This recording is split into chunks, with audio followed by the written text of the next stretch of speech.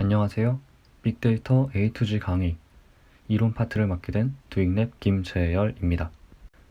이번 영상에선 빅데이터에 대한 이해와 활용 사례를 소개시켜 드리려 합니다. 먼저 빅데이터에 대해 알아보겠습니다. 아래 사진 많이 보셨죠?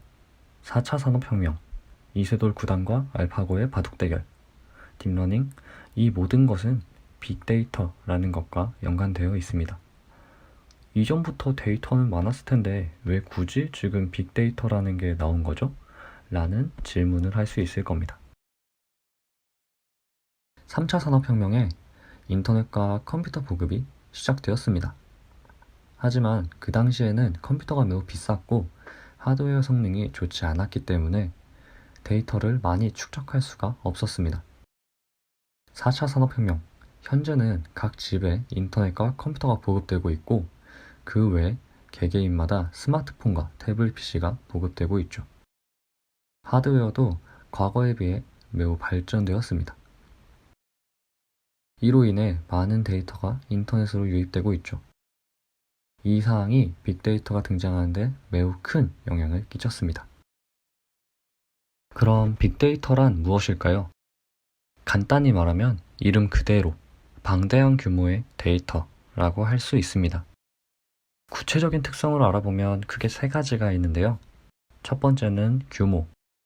이는 처리해야 할 데이터의 크기, 양을 말하며 매우 큰 단위를 이야기합니다. 보통 테라바이트 이상의 단위를 이야기하죠. 두 번째는 다양성. 이미지, 동영상과 같은 비정형 데이터, 스프레드시트, CSV와 같은 정형 데이터, XML, JSON 형태의 반정형 데이터가 있습니다. 빅데이터는 이런 다양한 종류의 데이터를 가지죠. 세 번째는 속도. 데이터 양이 많으면 그만큼 빠르게 처리하는 것도 매우 중요합니다. 그래서 데이터의 유형, 크기 등을 고려하여 적합한 방식을 적용하는 것이 중요하죠. 그렇다면 이러한 빅데이터를 처리하는 전체적인 과정은 어떻게 될까요? 빅데이터 처리 과정은 다음과 같습니다. 먼저 데이터를 수집하고 저장합니다. 그 후 데이터에 맞게 속도를 위한 배치 처리, 분산 처리를 진행하고 사용 목적에 맞게 데이터를 분석한 후에 그 결과를 표현, 시각화합니다. 직관적이기 때문에 들으시면 바로 무서운 부분이구나 이해가 되실 겁니다. 이번 영상에선 분석 부분에 대해서 조금 자세히 알아보겠습니다. 데이터 분석이란 데이터 간의 관계를 파악하거나 파악된 관계를 사용하여 목적에 맞는 새로운 형태의 데이터를 만들어내는 과정이라고 할 수 있습니다. 분석 방법에는 기술 통계 분석, 추론 통계 분석, 머신러닝 분석, 딥러닝 분석 이렇게 4개의 카테고리로 나뉘어집니다. 각각에 대해 한번 자세히 알아보겠습니다.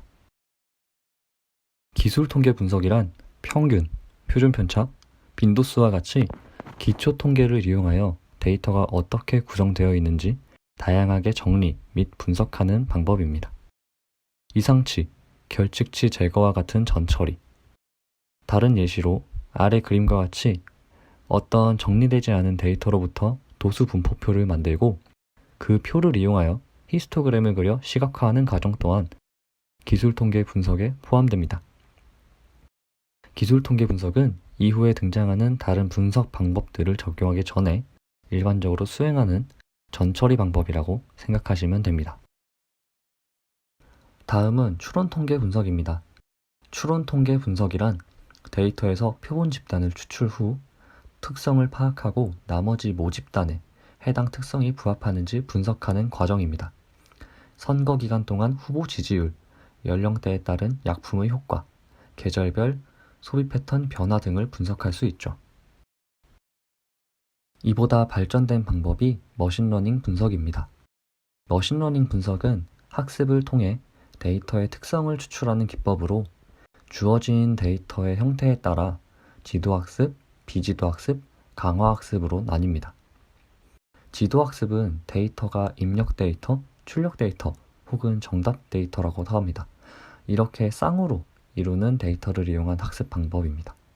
비지도 학습은 출력 데이터가 없이 입력 데이터만으로 이용한 방법이고, 강화 학습은 위 두 개와 다르게 훈련 데이터 대신 상황에 대한 보상, 리워드를 이용하여 어떤 환경 안에서 선택 가능한 행동들 중 보상을 최대화하는 행동 또는 행동 순서를 선택하는 방법입니다. 이러한 학습 방법들을 이용하여 여러 종류의 분석을 할 수 있는데요. 데이터를 여러 개의 집합으로 나누어 분석하는 군집 분석, 동시 순차적으로 발생하는 이벤트 패턴을 분석하는 흔히 장바구니 분석이라 불리는 연관 분석이 있습니다. 또 임의의 데이터가 어떤 분류에 속한지 분석하는 분류 분석, 분류 분석과 비슷하지만 어떠한 연속적인 값을 예측하는 예측 분석이 있습니다. 마지막으로 딥러닝입니다. 딥러닝은 머신러닝의 한 종류로 인공신경망을 연속된 여러 층으로 깊게 쌓아 올려서 딥이라는 접두사가 붙은 것이죠. 꽤 오래전부터 제안된 방법이긴 하나 빅데이터와 하드웨어, 특히 GPU라는 것이 발달되면서 2012년 이후 빠르게 발전되기 시작되었습니다.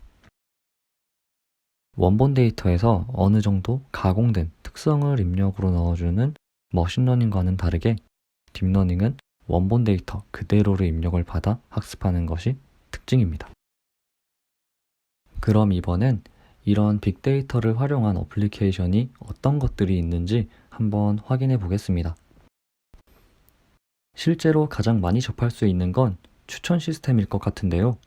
유튜브, 넷플릭스 같은 스트리밍 서비스, 쿠팡과 같은 소셜 커머스 많이 이용하시죠?